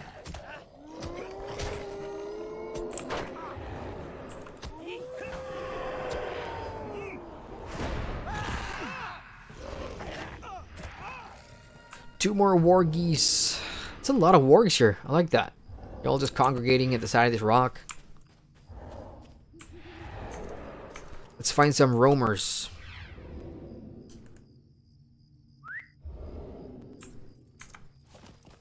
It's a lynx. Gore crow, no. Am I? Yeah. Well, I'm bound to find more down the line anyway, since we're heading to that area. There's a cave quest here. I believe this is the Dwarf. Quicksilver, I believe his name was. Rafford Quicksilver, something like that. Which is a cool name for a dwarf. Rafford Quicksilver. Okay, moment of truth. I'm gonna be passing. Oh, did I see rich iron? Yes, rich iron ore. Yes. Come on, horsey, gallop, gallop, gallop, quick, quickly. Yeah, you panic that way, just to make sure that no other players are in the area. The things a fresh server will make you do. Alright, let's go and talk to these dwarfs. Like I said, my concern now is that passing through doors will disconnect me from the game. It's happened so many times already, so let's fingers crossed it doesn't happen. Let's see, kin names, look at that. Dubekar, which is obviously a dwarven war cry. Kimaiset Kengurut is not a war cry. I don't know what that is. Alright, Raffer, what do you got? Something is amiss here. We're still not entirely sure what it is. So tell me, and I will help you. Dour Doors. Level 25. Okay, what do we have here? I hear rumors of dwarves working with orcs. And of course, if you played the Dwarven starter area tutorial and story, you know that these are the Dour Hand Doors, which are pretty prominent. You'll see them later on in the level 40 areas as well, going into the Misty Mountains and heading into Helagrod, which is a really good story. So let's go ahead and pick this up. We're going to go into the cave and collect Dwarven banners, right? Oh no, that's much, much later on. Well, I do see a quest in there. We are actually going to pick up some banners in the area here. So we're going to be fighting some Dour Hands right off the bat. So I can actually show you guys what these doors look like. There you go. Some dwarves in the landscape. I actually thought that was a player because the name sounded player-like. Shorenbeard Outlaw. And he's got the RP tag on. But white-colored enemy simply means that they are on level with you. So pretty much offering a challenge. So while I kill these guys, I'm going to check in chat real quick. Tom says, gonna make a new tune on LOTRO, meow. Not on Anor, sadly, because not VIP, but you got me pulled in. Aw, well, yeah, I mean, honestly, with the Anor server, like I said, I kind of wish it was either like a buy-to-play server or things like that, but I can see why they made it VIP. And honestly, I think they made a lot of money, judging by the amount of press that it got, and I'm not sure if you guys know this, but over the weekend, I think it was, the second most popular streamer on Twitch, a guy called Shroud, actually streamed LOTRO playing on the Anor server, which my colleague told me about. Who he writes more for like MOBA games and stuff like that. I write for MMORPG, so he was just telling me like, hey, did you know about this? Because it's LOTRO, isn't it a game that you play? I'm like, yeah, totally. So I was kind of surprised about that, because this Shroud guy streams like Call of Duty, he streams PUBG, and then all of a sudden, he's streaming LOTRO to like 30,000 people, which is pretty nuts. So in a way, I think LOTRO sort of back in the spotlight a little bit, and hopefully SSG benefits from that, and it's what they do with this newfound sort of resurgence in terms of popularity and revenue made from players going VIPs, what I, as a long-time player, is curious to see what they do with it. Ah! Rich Iron! No! No! Oh, damn it! And that was so close too. But I guess when you have a lot of players in the vicinity, you know, your chances of picking it up is not going to be high, so let it be. Let it go. I am at your service. I know this one. My father told me of a revolt a long time ago. The elves in Edit Luin. Skogrim. Yeah, so again, if you played the Dwarven starter tutorial quest, then you'll definitely know who this guy's referring to. But if you don't, then this is going to be your introduction. So the Dour Hands are in league with the Orcs. Grim news indeed, and there's no doubt what must come next. Infiltrate and kill. Will you stay a moment? Okay, so this guy's obviously like dwarves. You know, you got all these different clans, right? Long beards, gray beards, Dour Hands, and all this stuff. So they take betrayal not very nicely, I suppose, or they don't take betrayal lightly. So we're gonna go into Thandobel and wreak vengeance upon the Dour Hands in the name of the free people. Good. Sounds good. And the other one is Enemies of the Iglane. Collect aid the Dour Hand Overseer's Medallion. Ooh, look at that. Purple quests. Finally. Anything good?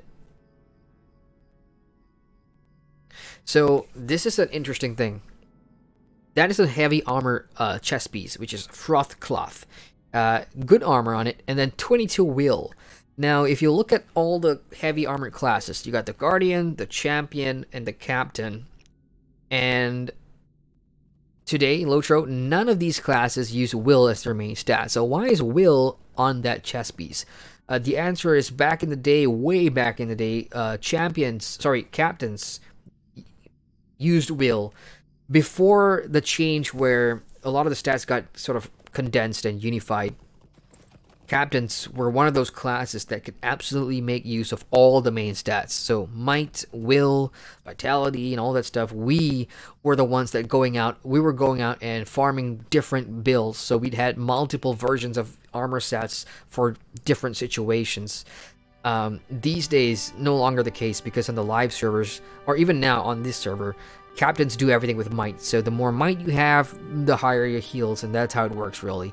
So back in the day, wasn't the case. So if you wanted to heal effectively on a captain, you need to have will on your gear. So that's why this heavy armor has will.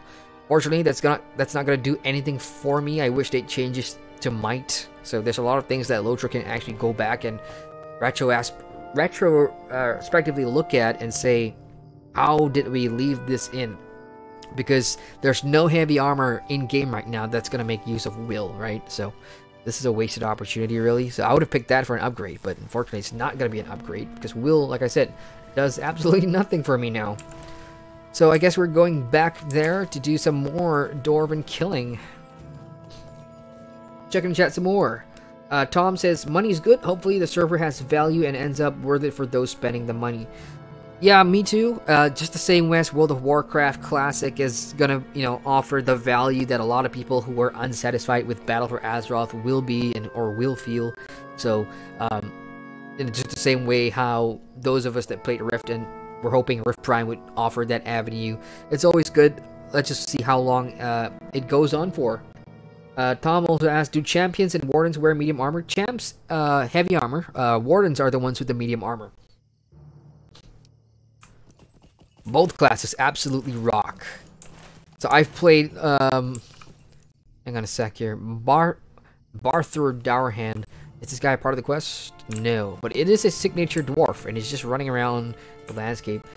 Yeah, I've played all the classes pretty much up to max level, and the three that I used to main were Champion, Captain, and Warden. Man, Erwin has pulled a ton. Hey, let me share in your endeavors. This is a brave, absolutely brave Runekeeper. Only level 24. And able to pull like 3... so I'm going to throw them some heals here. They do have the super sick DPS Runekeepers, that is. I noticed this Runekeeper is in Lightning, which means Solitary Thunder, I believe is the name of the trait tree. And it's pretty good, but they're also using fire, so I can't really tell what they're in. But in the live versions, fire Runekeepers are highly coveted for endgame content because of the steady amount of DPS that they can put out. Thunder used to be epic in PvMP because of this one skill called Epic Conclusion. For those of you who know that skill, it absolutely just melt any creep from whatever distance, as long as they're in range and you have the amount of what's it called, affinity or whatever it is that moves the bar towards the maximum. If you have enough built up, boom, Epic Conclusion would fry them. And I was so inspired looking at the rune. Oh, Hang on. What is this? Who are you? Harmon Rushes. Just hanging around here, waiting to jump me. But yeah, I was really impressed with that Runekeeper back there. Definitely had more cojones to be pulling that many mobs. Whereas I am pulling like one by one just to make sure I don't die. I'm deviating here because I see a rich iron ore deposit and nobody, I repeat, nobody's going to take this away from me. Gimme. There we go. Good. Alright, let's get back up. I need to get in there because I'm looking for the Dowerhand Overseer. Now, there's a way to go up. I just can't remember. I think it's a pathway or some staircase that I'm missing here. I'll just do a full sweep of the area just to make sure I'm not missing any staircase or ledge somewhere. It's definitely been a while since I got a ruby shard. I did not see that. Ruby shard. This is good. So one of the reasons why you go out and farm all these ore nodes is to get stuff like that, which 10, 11 years ago you'd be pretty happy with, because you need them to craft all these super duper uber stuff, these single-handed recipes or single-use recipes. So ruby is going to be for tier 3, right? So that means these babies. So I don't have any single-use recipes yet. Oh, there we go. I do have it. So, for example, if I want to craft this one, Strong Defender's Helm, then yeah, I'm going to need one of these ruby shards. So back in the day, the only way to get them was to go out and farm a ton of ore nodes on the landscape. And later down the line, they added them to skirmish camps. So if you ran a ton of dungeons and you racked up a bunch of skirmish marks and medallions, then you could go and just buy them off the vendor, which made it a lot easier to get, I suppose, and it sort of devalued the price of these things on the auction house. So on this server, not a whole lot of people are selling them, obviously, because the amount of skirmish marks and medallions you get for running the Great Barrows and Garth Garwin at the moment is not great, or it's not as much as it used to be. So that means it's going to take you a long while to farm up enough to buy those like rubies and stuff to sell on the auction house and make some money that way. So good feeling when you get one. Awesome. So I did find the ledge up, and as I move in, I'm gonna check in the chat. Okay, I'm up to date on chat. I see a quest in there somewhere. Damn, these dwarves throw your axes. They do have bleeds too. Let's get rid of the bleed first. Okay, so that's done. All I need now is the Dowerhand Overseer's Medallion. Let's go into more. If I remember correctly, it will be somewhere here. Well, we do have another hunter in the area. Is that hunter? Yep, that's a hunter. Is it here? Yes, this is the place. If memory serves me right. Oh no, somebody's already at the Overseer. Speed run. Oh no, it's just that same Runekeeper again. The same guy who's got bubbles and everything. Legend. Erwin. Absolute legend. We bump into each other again. Well, no point standing around. I'm just gonna pull stuff. Well, he's gone for the big prize.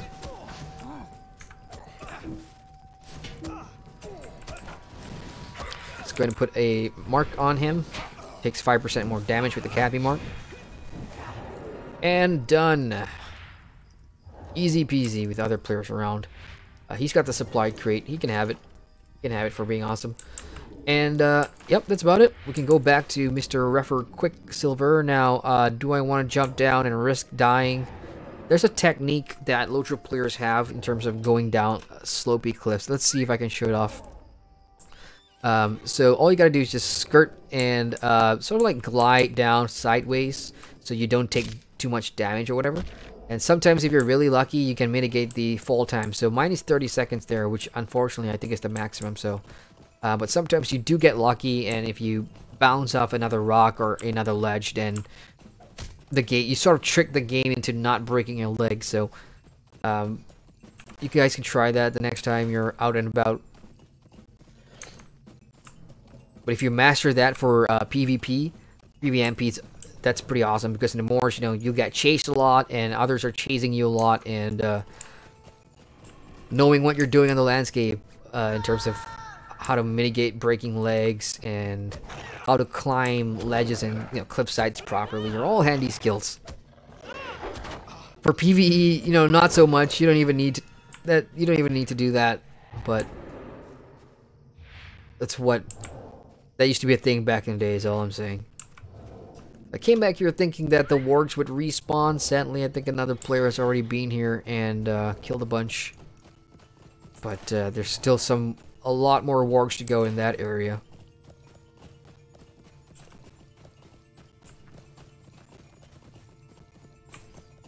Let's go and turn it in then, I suppose.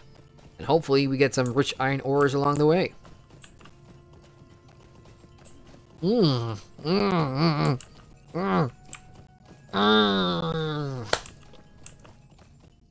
Damn it, Arwen. I keep bumping into this rune keeper. Keeps helping me with stuff and keeps taking the ore. Why is the rune keeper farming ore? Come on. I'm gonna be so stereotypical here, but if you're a rune keeper, you should be a scholar, or you should be a tailor or something. A farmer even, but don't mess with the metalsmith's ore, man. Come on. Alright, let's turn that in. At your service. Fine art indeed. Okay, let's see. Upgrade. Yeah, I have no might. Come on. 35 fight, 45 crit. You know what? Yeah, I guess it's alright if I miss out on some might. Doesn't matter. I can make up for it somewhere else. Let's just get a harder hitting weapon first and foremost. Okay, what else we have here? Yeah, these things. Again, I'm gonna look for the most expensive thing that will make me money, and that is the chest piece. What did I say? Chest piece. Chest piece. So that is now done. I'm still seeing an interior location quest, so why not go in and check it out? So this is where I cross my fingers and pray that I don't DC. So let's hope I don't DC. If it doesn't load, then yes, it's a DC. If I do load, then good news. In the meantime, I'm gonna look at chat. Well, guys, if you have any questions or anything before I inevitably DC here, because it looks like I'm gonna be DCing, feel free to post them while I relog back into the game. I knew this was gonna happen. Okay. So, yeah, so this is what a DC for me looks like every time. Like I said earlier, if I move zones, if I move between borders, or if I move through doors, I DC, which is unfortunate for me. So I'm going to have to Alt F4 here and log back in. So enjoy the black screen of death while you see a circle where my webcam is. Yeah, if you came from YouTube wondering what's up with my layout and everything, this is just for... I'm streaming on a laptop at the moment because my PC over there is kind of... I hope it's downloading Fallout 76, which is what I set it to do on the Bethesda launcher for my Let's Play series. So this is just some side LOTRO stream tonight. Okay, let's get back in game. Unless, of course, there's a server queue, which shouldn't be happening now. It's been, what, 4 days since the server launched? Oh? Okay, my caps was on, so that's why my password didn't register. Let's try that again. Yep, no queue. I'm coming back in. Checking in chat. Galthro says, going through a loading screen has never been so exciting.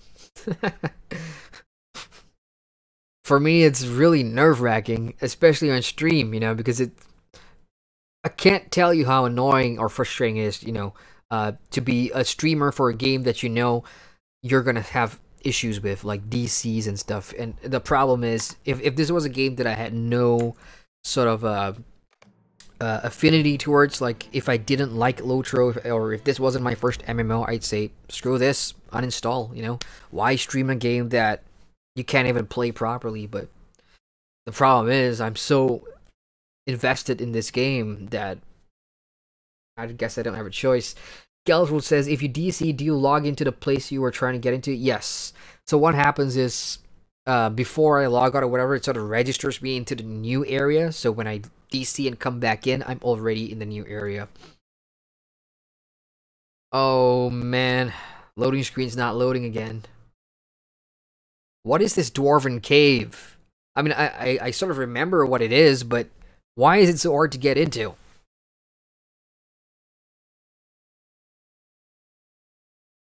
Can't be my internet, because I'm live right now, right? I think I'm live. Yep, I am live, but not moving.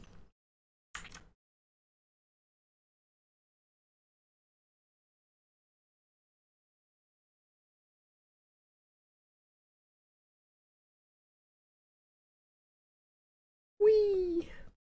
You got Brent V1 says, are you on a SATA drive or SSD? I am on a HDD, actually. I'm on a hard drive. My SSD's clear at the moment because I'm saving that for Fallout 76. So, would it load better if would I not have disconnect issues if I put it on my SSD again? I'd like to know. That'd be some useful information. Galthrow says, "Oh, I understand that. It's frustrating. It's awful when it keeps going wrong." Yeah, I know. I just feel bad for you guys watching because you have to see me go through this, and I do apologize. So what's going to happen is I'm going to Alt F4 again and re-log in again and see if I can get in. If I can't, then unfortunately, I guess I'm going to have to end it tonight. But let's give it one more go.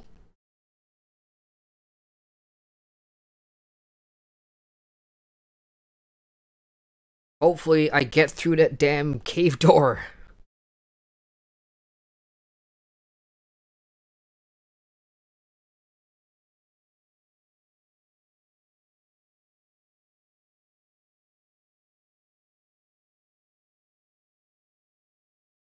Okay, here we go.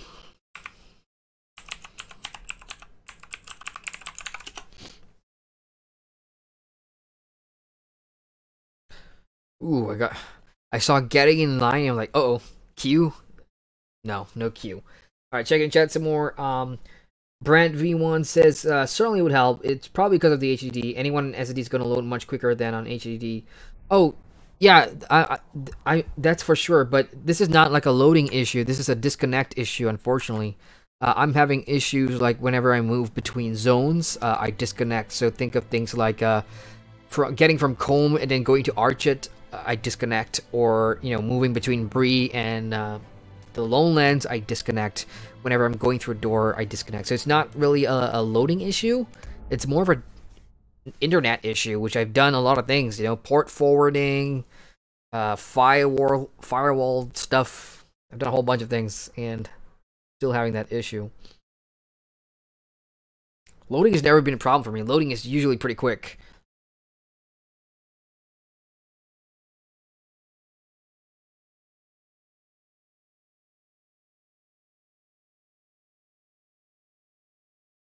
So it's not looking good, you guys. So what's gonna happen is I'm unfortunately gonna have to end the stream here and do some more research, I suppose. The next stream I can show you guys what the response that SSG sent me in my ticket to what this issue is, because I wrote them a really long ticket explaining in depth what my issue was. And the response that they pretty much came back to me was they don't know what it was. My ISP don't know what it is too. So neither the internet provider and SSG knows what the issue is. So I'm pretty much stuck.